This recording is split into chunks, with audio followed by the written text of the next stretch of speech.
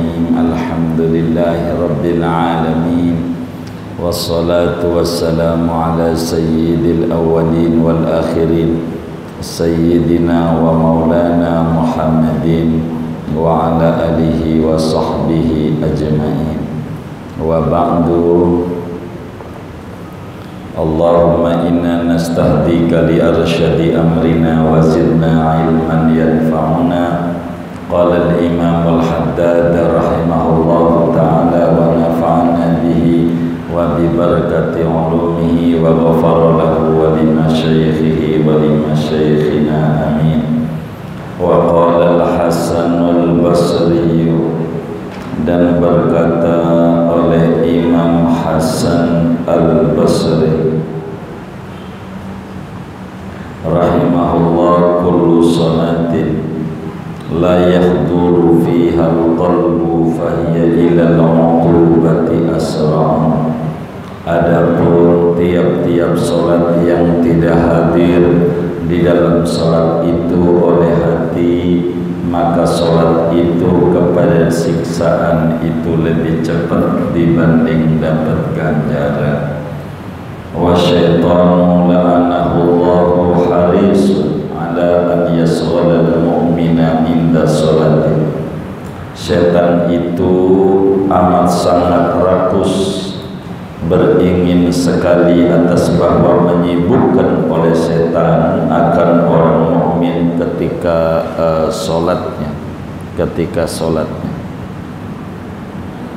hatta innahu yaftahu lahu inda qiyamihi ila salati minal hawaiji, sampai-sampai bahwa setan itu membuka bagi mukmin ketika berdirinya dia menuju salat dari segala hajat-hajatnya.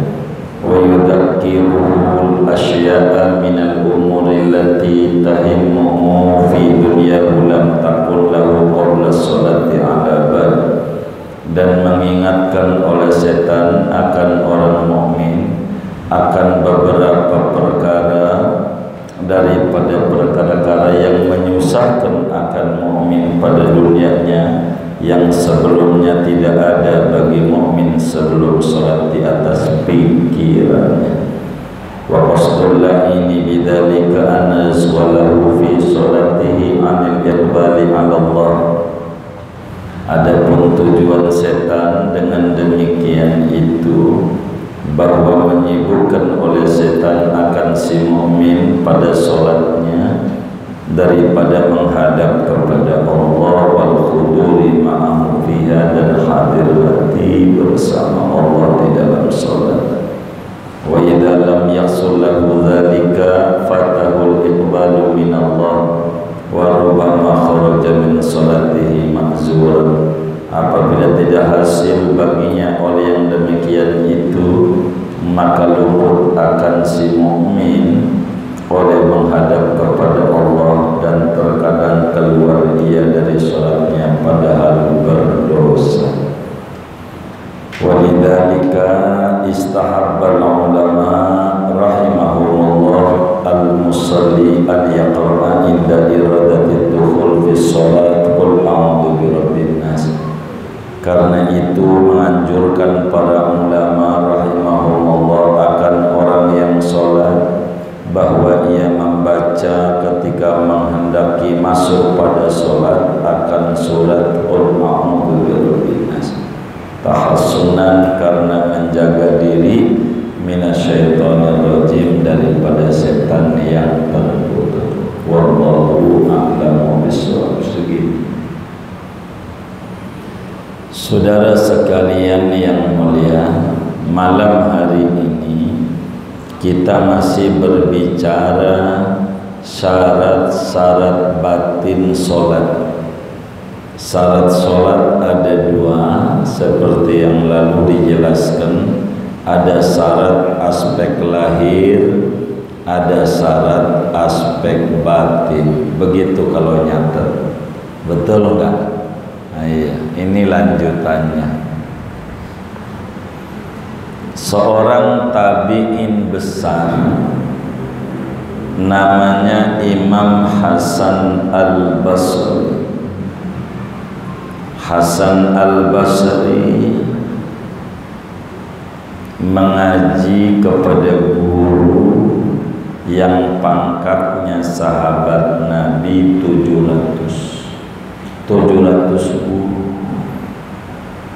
gurunya 700 sahabat Nabi banyak. Jadi kalau ketemu sahabat namanya tabi'in. Jadi rajanya tabi'in itu namanya Imam Hasan Basri. Paling top markotopnya tabi'in namanya Imam Hasan dari kota Basra, dari Irak. Kata Imam Hasan Basri, kullu sholati la yahduru fiha al-qalbu fahiya ilal uqubati asra. Kata Imam Hasan Basri, tiap-tiap sholat yang dikerjakan oleh seorang mukmin bila mana tidak ada kekhusyuan, bila mana tidak ada konsentrasi hati di dalam sholatnya, maka sholat itu antara dapat pala dan dapat palu lebih dekat dapat palu. Antara dapat ganjaran dan dapat siksaan lebih dekat dengan siksa. Kalau sholat itu tidak ada kekhusyuan dalam sholat, maka sholat penuh kekhusyuan itu adalah inti kesuksesan mukmin. Karena Qur'annya bilang qad aflahal mu'minun alladzina hum fi sholatihim khashi'un. Orang-orang mukmin sukses yang mana? Yang bila dia sholat ada khusyuk. Maka sholat kita ini kudu khusyuk. Jangan gak khusyuk. Untuk menuju sholat khusyuk berangkat dari wudhu yang khusyuk.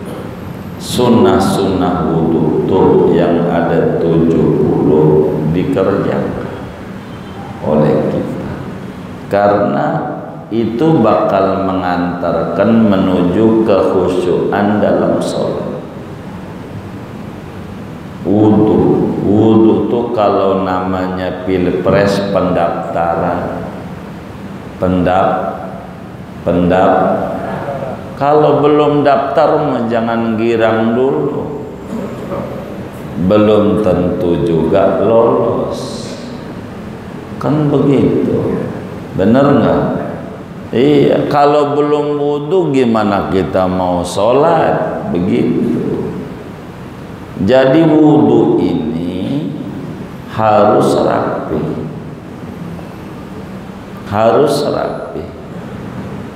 begitu. Kalau wudhunya rapi akan menuju sholat yang rapi untuk khusyuk.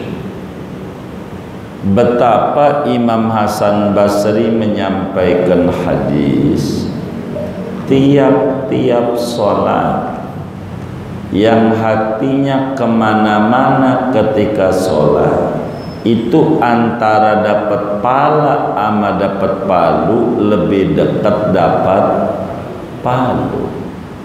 Inna lillahi wa inna ilaihi raji'un. Berapa kita punya sholat yang gak ada khusyuk? Kata Imam Hasan Basri, berat.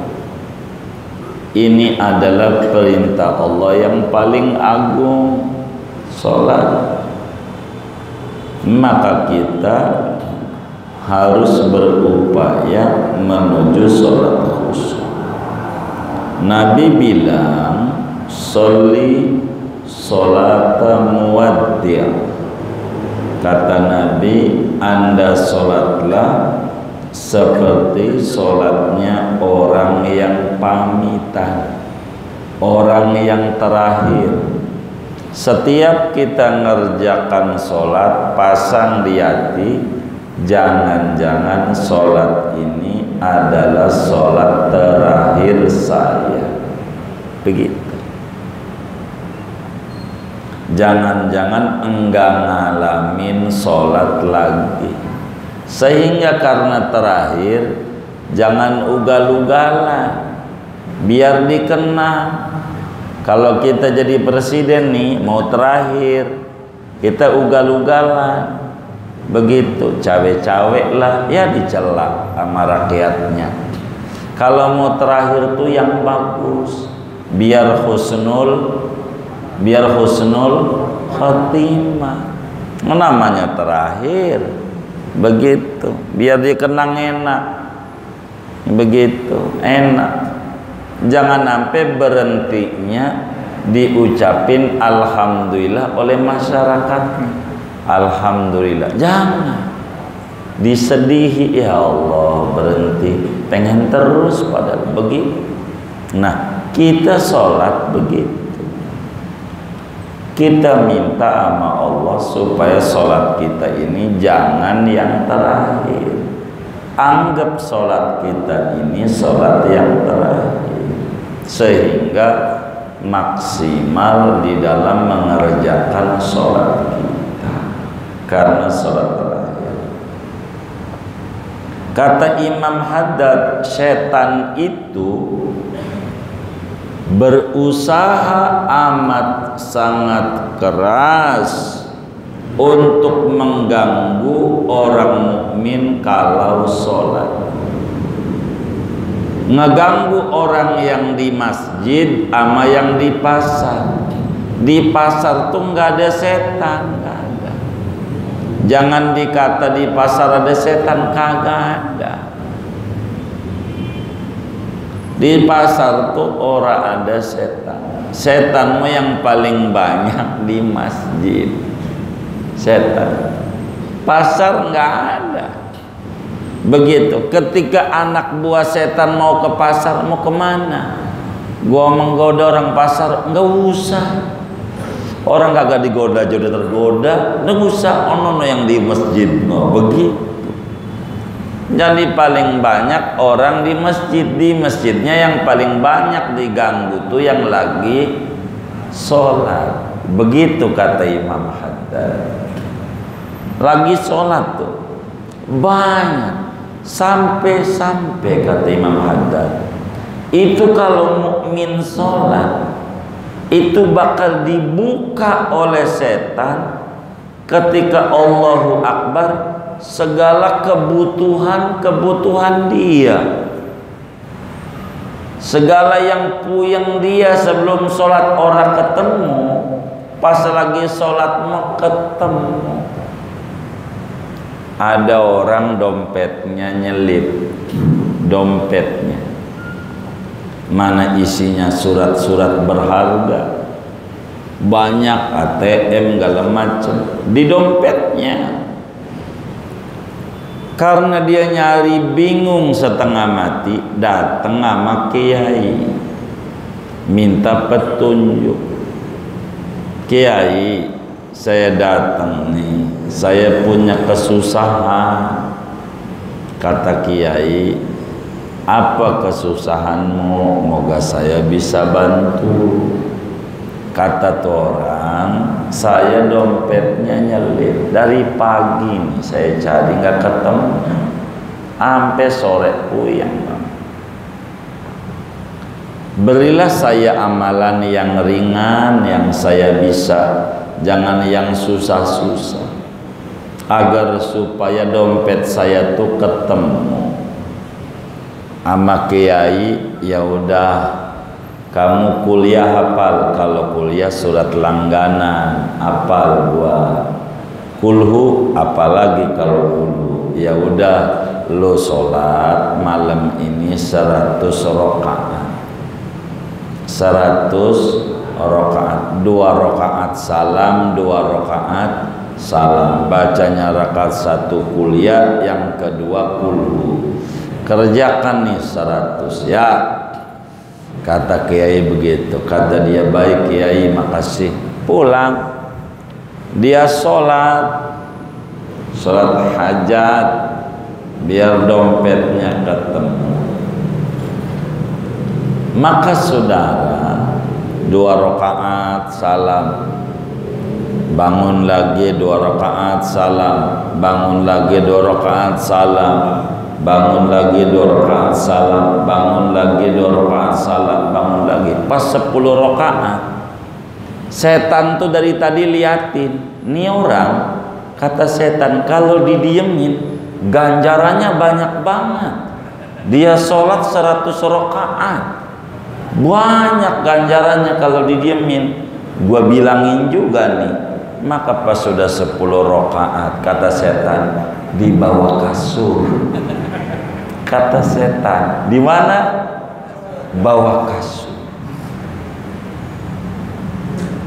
Dia salam 10 rakaat, udah berhenti, diintip di bawah kasur. Ada dompet itu, ada dompet itu. Kalau orangnya kita, kira-kira mau diterusin sampai 100 enggak? Hah? Mau diterusin enggak? Enggak. Tuh setan itu, kata Imam Haddad, berupaya keras gangguin orang mukmin beribadah. Yang kagak inget kalau lagi sholat, ingat. Yang kagak ketahuan kalau lagi sholat, mau tahu aja. Kata dia, karena dia bodoh pada agama, kata dia, inilah cahaya sholat. Bukan cahaya, setan yang bukain, yang ngasih tahu. Begitu kata Imam Haddad, hatta innahu yaftahu lahu inda qiyamihi ila sholat minal hawaid. Setan bukain, bilangin keperluan kita yang tadi lagi sebelum kagak ingat, lagi sholat mah ingat, apa aja kelewatan. Lagi sholat tuh apa aja itu ketemu aja. Lagi sholat tadi sebelum sholat nggak inget kunci di mana, lagi sholat inget tadi motor udah saya kunci ganda belum ya, lagi sholat. Sebelum sholat mau kagak inget, ada aja keingetan kemana-mana. Itu bukan cahaya sholat, tapi setan. Biar kita kagak khusyuk. Kata Imam Haddad, kerjaan setan kayak begini. Sering pas sholat inget aja, apa aja inget lagi sholat. Tadi sebelum sholat gak inget. Itu pastikan kerjaan setan. Dia ngasih tahu sama kita yang tadi sebelum sholat enggak kepikiran, lagi sholat mau kepikiran aja. Lagi sholat apanya, sendal udah gue pinggirin belum ya, ada aja. Lagi sholat tuh inget aja, lagi sholat. Saking hebatnya setan ngeganggu kita, orang yang lagi ibadah, biar kita enggak khusyuk.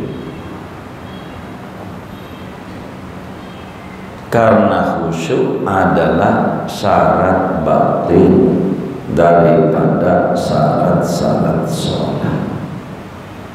Tujuan setan ngasih tahu barang-barang kita yang lupa, waktu sholat kita ingat. Tujuannya biar kita enggak ingat Allah kalau sholat. Makanya kenapa mulut baca, telinga dengar, itu khusyuk. Mulut baca, telinga dengar, dengerin aja yang kita baca tuh, dari at-tahiyatul dan seterusnya, dari Allahu Akbar kabir.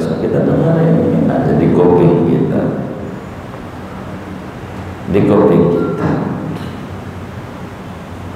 Karena ini penting. Sholat itu, bila kita ingat segalanya dalam sholat, maka kita luput ingat Allah. Hati kita orang adab sama Allah. Gara-gara orang adab sama Allah, bisa-bisa sholat kita bukannya dapat pahala, dapat palu, bukannya dapat ganjaran, malah dapat siksaan. Seperti apa yang dikata oleh Imam Hasan Al-Basri. Jadi bagaimana menuju kekhusyuan?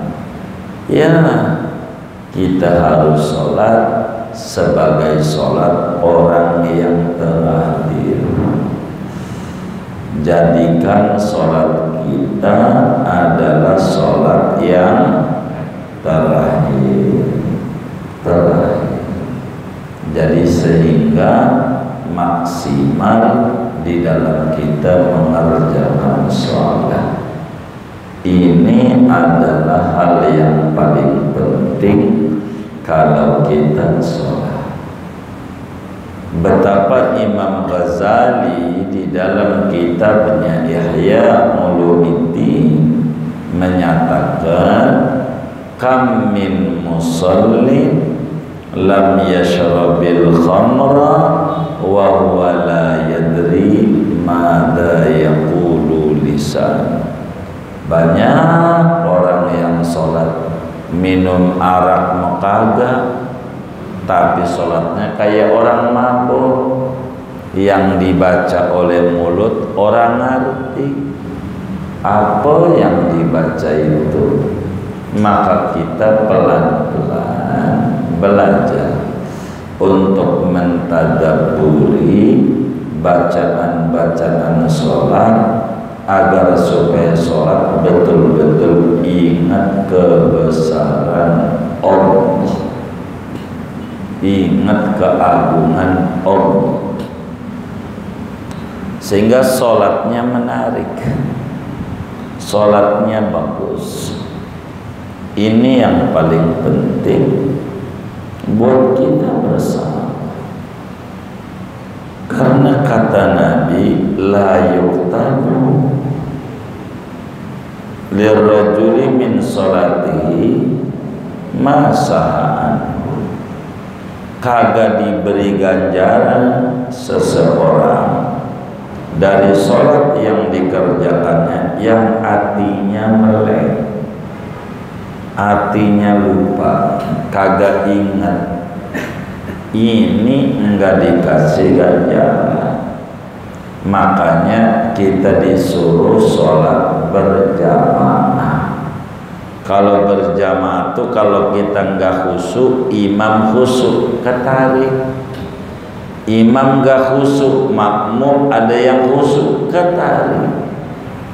Berjamaah namanya borongan. Kalau borongan mah jeruk busuk, dijual orang laku. Tapi kalau nyelip di peti sama jeruk-jeruk bagus, ada harganya. Ada harganya enggak? Sama enggak sama yang bagus? Kenapa sama? Borongan. Borongan itu bahasa agamanya berjamaah. Berjamaah itu yang tadinya sholat kita tadinya enggak akan diterima, gara-gara ada yang khusyuk diterima. Namanya memberi syafaat. Namanya ada syafaat. Itu begitu. Ada syafaat. Ini penting untuk menuju sebuah kekhusyukan. Karena itu kata Imam Haddad, agar supaya tidak terganggu setan dalam sholat kita.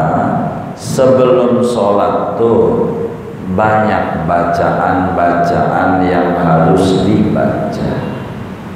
Di antaranya surat An-Nas. Sebelum sholat jangan kagak baca dulu surat An-Nas. Bismillahirrahmanirrahim. Qul a'udzu birabbin nas, malikin nas, ilahin nas, min syarril waswasil khannas, alladzi yuwaswisu fi sudurin nas, minal jinnati wan nas. Sebelum usolli, tiap mau sholat, untuk apa? Kata Imam Haddad, tahassunan minasyaitonir rajim, menjaga diri daripada bisikan setan, supaya kita dapetin khusyuk. Jadi kenapa sholat itu ada qobliyah? Kalaulah kita kepikiran pekerjaan kita, maka yang gak khusyuk pada qobliyah. Begitu. Kenapa habis qobliyah ada sholawatan? Kalau nanti ada yang gak khusyuk, hilang dengan sholawatan. Kenapa baca surat An-Nas? Biar kita dikasih kekhusyukan. Itu begitu sholat ini, karena penting menuju sebuah kekhusyukan. Allah dalam Al-Quran menyatakan aqimus sholata lidzikri, dirikanlah sholat untuk ingat aku, biar kita ingat Allah. Jangan sampai kita sholat belum ingat, masih raga doang, nunggang-nunggi tanpa makna, tanpa ruh. Sedang ruh sholat itu khusyuk, ruh khusyuk. Maka sebelum kita sholat, baca dulu surat An-Nas. Jangan kagak. Ulama nyuruh, Imam Ghazali di dalam Bidayatul Hidayah nyuruh, Syekh Nawawi Al-Bantani di dalam Maratil Ubudiyah nyuruh. Ulama banyak. Pokoknya sebelum usolli baca dulu surat An-Nas untuk meraih kekhusyukan di dalam kita sholat. Sebab ini sholat penting.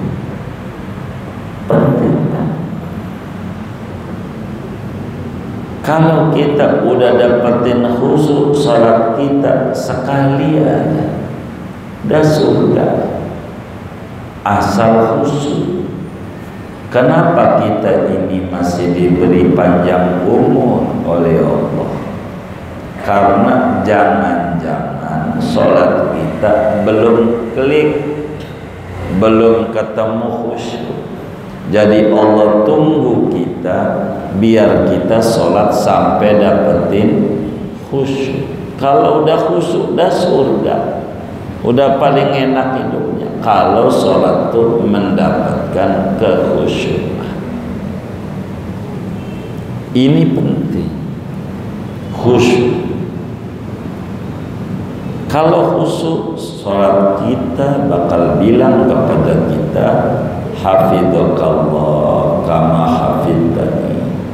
Terima kasih, kau udah jaga saya, maka moga-moga Allah jaga engkau. Ini penting. Tapi kalau kita sholat enggak khusyuk, doya'akallah kama doya'ta. Tani, sebagaimana kau nyia-nyiakan saya, sholatnya enggak khusyuk, maka moga-moga engkau juga disia-siakan. Kerja mau kerja dari pagi sampai malam, pala jadi kaki, kaki jadi pala. Dari dulu dagang, orang ada untungnya, dagang mulu. Dari dulu dagang, nggak ada perubahan hasil dagang. Kenapa? Sholatnya raga doang, jadi dagangnya ragang doang, nggak ada buahnya. Begitu. Maka kita sholat ini harus diupayakan untuk menuju kekhusyuan di dalam sholat. Jadi cara khusyuk ini yang paling ringan, yang mulut baca, telinga dengar. Yang tertinggi mengerti bacaan-bacaan sholat. Jadi sholat kita tuh yang kita baca tahu maknanya, tahu maknanya. Ini yang paling pokok. Belajar arti-arti bacaan sholatnya, biar kita enggak Allah Akbar kabir, kita enggak ngerti apa itu Allah Akbar kabir. Inna sholati wa nusuki, apa itu inna sholati wa nusuki, sami Allah liman hamidah, apa itu sami liman hamidah. Kita belajar sedikit demi sedikit bacaan-bacaan sholat. Kalau kita mengerti, kita bakal merasa asik di dalam kita punya sholat. Kita akan merasa beruntung dengan kita dikasih taufik oleh Allah mengerjakan sholat. Kalau kita mengerti makna-makna daripada bacaan-bacaan sholat. Kalau nggak mengerti, lama dapat sirnya bisa, tapi istiqomah lama. Jadi sholat itu ada keasyikan. Rasulullah Sallallahu Alaihi Wasallam kalau ditanya apa hobimu, Nabi itu hobinya sholat. Sholat tuh hobi banget Nabi. Sampai kayak begitu karena mendapatkan sir. Wong sholat itu hubungan si hamba dengan Allah secara langsung. Bagaimana mau mi'raj roh kita menuju kepada Allah bila mana kita tidak mengerti bacaan-bacaan sholat kita. Karena itu kata Imam Haddad, istahabbal ulama, para alim ulama telah mensunatkan, menganjurkan bagi orang yang sholat hendaknya membaca surat Qul a'udzu birabbin nas ketika mau sholat. Sebelum baca usolli, baca dulu surat An-Nas. Untuk apa? Tahassunan minasyaitonir rajim, untuk menjaga, melindungi, membentengi daripada godaan setan yang terkutuk. Karena orang sholat selalu diganggu setan. Kadang diganggu rakaatnya 3 per 4 ya, 3 per 4 ada aja setan. Itu kerjaan setan. Masuk aja 3 per 4, 3 per 4. Ragu. Ini kerjaan daripada setan, ngibulin kita supaya tidak ada khusyuk di dalam sholat kita. Makanya kenapa habis salam sholat tuh diajarin istighfar. Kenapa wiridan sholat tuh ada istighfar? Orang bertanya, emang habis nyolong pakai istighfar? Emang habis ngibulin orang? Kan sholat, ngapa istighfar? Bukan. Istighfar itu kalau pakai bahasa kata-kata kita, Tuhan, inilah yang mampu saya persembahkan untuk memberi hadiah kepadamu yang diwajibkan kepada saya PBB. Ini pajak saya tinggal di bumi, sholat. Ini Tuhan, ini yang saya mampu. Bila ada kekurangan di sana sini, maafin saya. Itu kalau pakai bahasa Arab, astagfirullahaladzim, astagfirullahaladzim, astagfirullahaladzim, alladzi la ilaha illa huwal hayyul qayyum wa atubu ilaihi. Itu begitu, min jami'il ma'asi wa itu begitu maknanya, permohonan maaf kita kepada Allah atas kekurang maksimalan kita menunaikan kewajiban kepada Allah. Maka beristighfar, bukan habis nyolong, bukan habis ngibulin. Ini kurang. Kita yakin sholat kita banyak kurangnya, di antaranya kurangnya kekhusyuan. Maka sebelum sholat baca surat An-Nas, nanti sesudah salam kita baca istighfar, memohon ampun kepada Allah atas kekurangan di dalam sholat yang kita barusan kerjakan. Tuh begitu. Ini penting. Kayak doa habis taklim, ya Rabbana tarafna bi annana qtarafna wa annana asrafna ala ladha asrafna. Tuhan, saya ini ngaji, saya ngaku ya Rabb, saya ini banyak dosa, saya ini kelewatan dalam menjalani kehidupan ini, ama neraka dekat dibanding sama surga. Saya ngaji nih ya Rabb, karena itu saya ngaji ini, fatub alaina taubah, berikan kepada saya ampunan taubat yang mencuci semua dosa-dosa saya, tutupi aib dan kekurangan saya, beri rasa tenteram dari kegundahan hati saya. Begitu ngaku bahwa di dalam ngaji ini masih banyak adab-adab ilmu yang kita belum kerjakan. Begitu.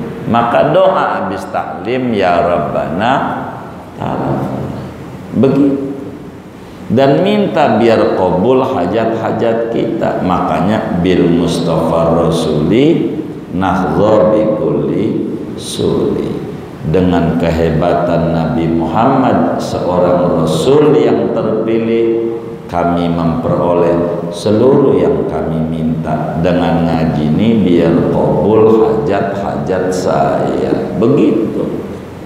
Tuh kayak begitu.